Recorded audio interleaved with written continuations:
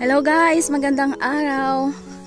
Andito naman kami ngayon sa aming maliit na farm.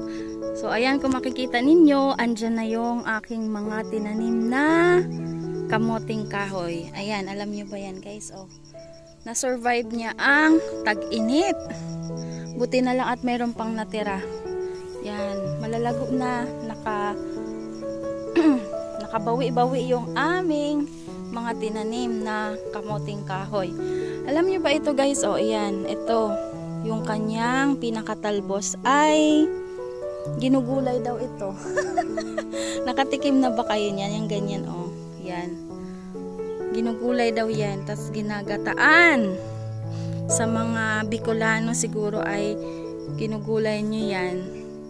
Yung talbos ng kamuting kahoy. Yan. Tapos, nagtry kami kung meron ng laman kanina.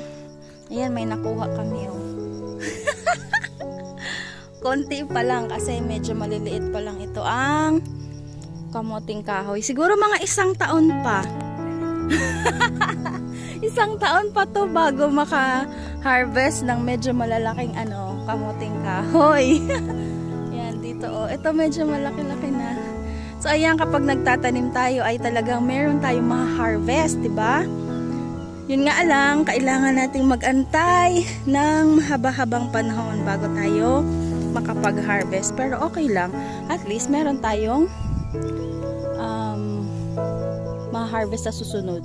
So ayan lang po ang aking i-share sa inyo ngayon. Bye-bye! God bless!